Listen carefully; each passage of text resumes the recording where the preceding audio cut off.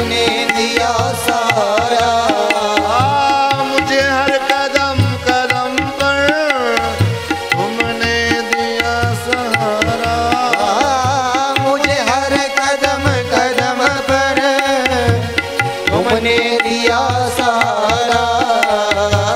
मेरी जिंदगी बदल दी तूने करके सारा। मेरी जिंदगी बदल दी तुमने सारा।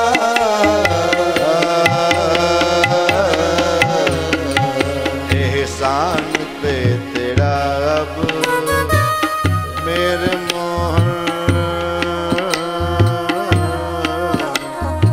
मेरे श्याम मेरे श्याम। एहसान पे तेरा एहसान हो रहा।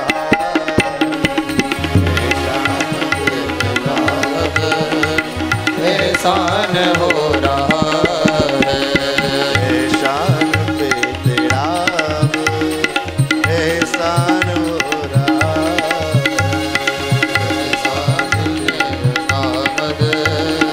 एहसान हो रहा है। करते हो तुम कन्हैया करते हो तुम कन्हैया। मेरा नाम हो रहा है। मेरा आपकी कृपा से सब काम हो रहा है। मेरा आपकी कृपा से सब काम हो रहा है। मेरा आपकी कृपा से सब काम हो रहा है।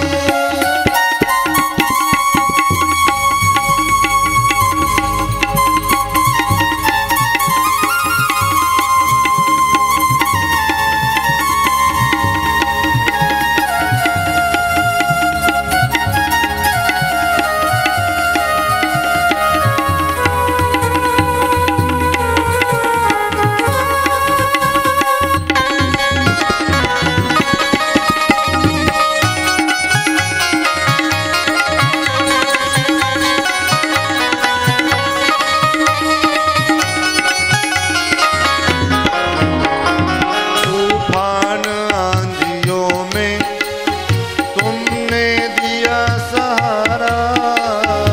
तूफान आंधियों में तुमने दिया सहारा।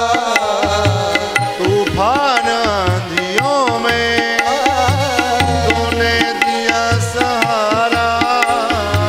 तूफान आंधियों में तुमने दिया सहारा। तुम कृष्ण बन के आए मैं जब बना सुदामा। तुम कृष्ण बन के आए जब मैं बना सुदामा।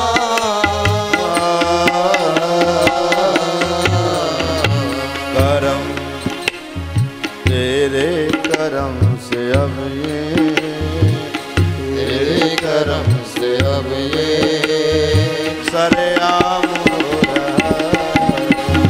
तेरे करम से अब ये सरेआम हो रहा है।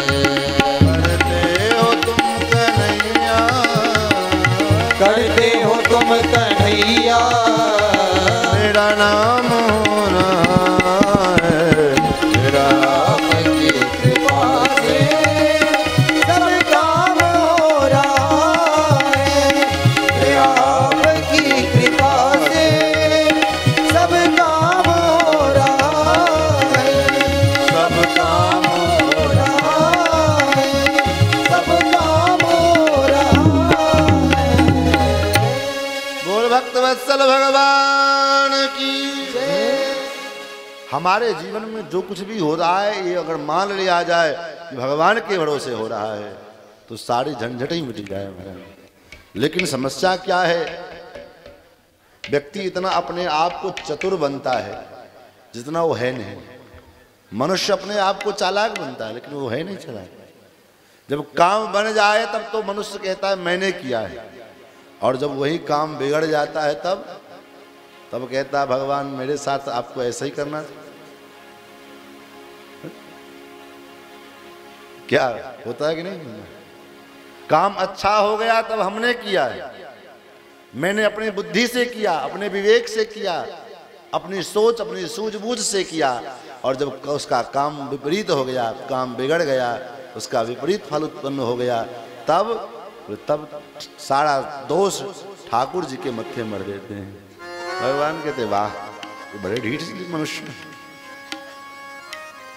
भगवान का कोई भी विधान, मैंने आपसे निवेदन किया था, ठाकुर जी का कोई भी विधान अमंगल नहीं होता है, उनके सारे विधान मंगल होते हैं, क्योंकि वो मंगल के भवन हैं और अमंगल का हरण करने वाले हैं। इसलिए महाराज हम भगवान के भरोसे अगर निश्चिंत रहेंगे तो वो जीवन में जिस किसी भी प्रकार का कोई भी किसी प्रकार का दोष अगर उत्पन्न होता है तो भगवान उसको संभाल लेते हैं। महाराज ब्रह्मा जी ने स्तुति में यही तो कहा, प्रभु महाराज जो जीव आपके कृपा का निरंतर अवलोकन करते हैं, ऐसे जो जीव हैं, ऐसे जीव को मुक्ति की प्राप्ति के लिए कुछ प्रयत्न करने की आवश्यकता नहीं पड़ती है। तत्तेनुकंपां सुसमीक्षमाणो भुंजान एवात्मकृतं विपाकं हृद्भागपुरभरधन नमस्ते जीवेत यो मुक्ति पदे सुदाय भाग। उसका दाय भाग माने उसका उत्तराधिकार है वो, लेकिन हम हर परिस्थिति में, परिस्थिति चाहे जैसी भी होवे, हम भगवान की कृपा का निरंतर अनुभव करेंगे तब ये होगा। बहुत से लोग कहते हैं महाराज जब भगवान की कृपा के बिना एक पत्ता नहीं हिलता है तो फिर हम जो पाप करते हैं वो भी तो भगवान की इच्छा है।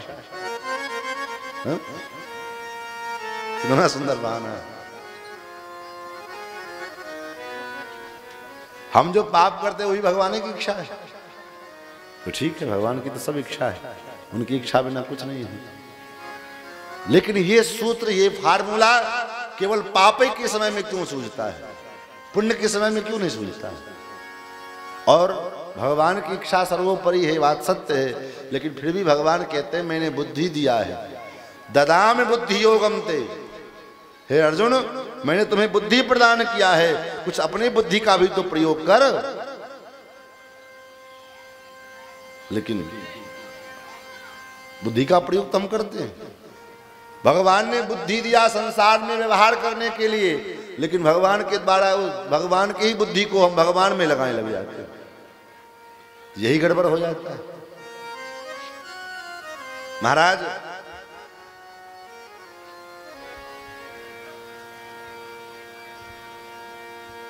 भीम दादा ने कहा कन्हैया गलती हो गई, अब ऐसी गलती ना होए। फिर तो ठाकुर जी ने पुनः तिनका उठाया, दो भाग में चीर करके दाहिने भाग को बाएं भाग में, बाएं भाग को दाहिने भाग में फेंका। भीम दादा समझ गए और जरासंध को दो भाग में चीर करके दाहिने वाले भाग को बाएं भाग में फेंका है और बाएं वाले भाग को दाएं भाग में। जरासंध का वध हुआ। फिर तो सारे राजाओं को भगवान मुक्त करा करके कारागार से और आए हैं युधिष्ठिर जी के यहाँ पर। मैं राजसूय यज्ञ किया है, क्योंकि राजसूय यज्ञ का विधान होता है कि राजसूय यज्ञ में एक सामान्य झाड़ू लगाने वाला भी किसी न किसी देश का राजा होना चाहिए। उसी यज्ञ के संदर्भ में चर्चा हुई कि सभी राजाओं में सबसे पहले पूजा किसकी होगी, अग्र पूजा किसकी होगी। तो सभी राजाओं ने एक स्वर में कहा भगवान द्वारकाधीश श्री कृष्ण की पूजा होनी चाहिए। वहीं पर में शिशुपाल थे, शिशुपाल ने कहा अरे ये पूजा योग्य नहीं है, ये तो किसी देश का राजा भी नहीं है। और वहीं पर मैं कई उटपटांग बात बोलने लगा। रोज तो 100 गालियां देता ही था भगवान को, लेकिन आज जब 100 को पार कर गया है तब भगवान का चक्र चला और शिशुपाल का वध हुआ। उसी यज्ञ में भगवान ने सबके लिए कार्यभार सौंपा है किसी को भंडार का भार दिया, किसी को कुठार का भार दिया, किसी को भोजन बनाने का भार दिया, सबको सब भार सौंप दिए। भीम दादा को रस भोजन कराने का भार जिम्मेदारी सौंपी। क्यों? क्योंकि भगवान जानते हैं भीम दादा भोजन भट्ट हैं, और जो भोजन करने वाला होगा वही तो भोजन कराएगा। जो खुद ही 2 रोटी खाने वाला होगा वो सामने वाले को क्या खिलाएगा? वो सोचेगा हम जैसे खाते 2 रोटी वैसे सामने वाला भी खाता है। जो खाने वाला होगा वही झकाझक खिला सकता है। इसलिए भगवान ने भरोसने का जिम्मा भीम दादा को दिया। सबको सारा कार्यभार सौंप दिया, लेकिन सबसे अब अंत में अपने लिए भगवान कहते अब मैं क्या करूं ये बताओ, मेरे लिए क्या कार्य है। युधिष्ठिर जी ने कहा प्रभु आपकी अग्र पूजा हुई है, अब आपके लिए क्या कार्य? आप तो बस ऐसे देखते रहो, निरीक्षण करते रहो बस सब जगह। भगवान ने कहा नहीं, ऐसा नहीं होगा। अगर मुझे कोई कार्य नहीं दोगे तो मैं चला जाऊंगा। अब विचार कीजिए, अखिल ब्रह्मांडाधिनायक हैं, जगत नियंता जगदाधार हैं, द्वारकाधीश हैं, और समस्त राजाओं में इनकी अग्र पूजा हुई है। और वो कहते हैं कि जब तक मुझे कोई काम नहीं दोगे तब तक मैं यहाँ फोकट में रोटी तोड़ने के लिए नहीं बैठूंगा। फोकट में भंडारा चल रहा है, पूरी तोड़ने के लिए नहीं बैठूंगा। कोई काम तो बताओ, क्या मतलब है?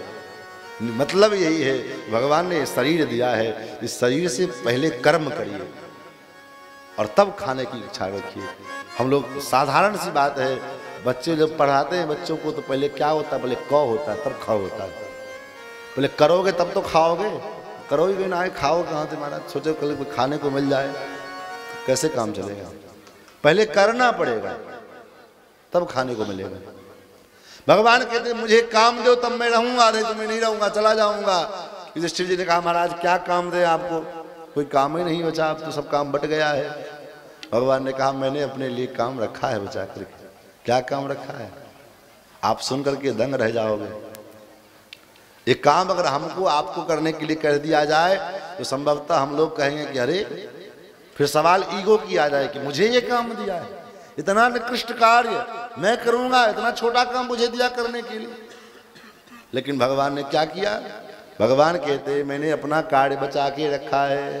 कौन सा काम करोगे आप? तो यज्ञ में जितने भी लोग आएंगे उन सभी लोगों के चरण को प्रक्षालन करूंगा, उनके जूते चप्पल उठा करके व्यवस्था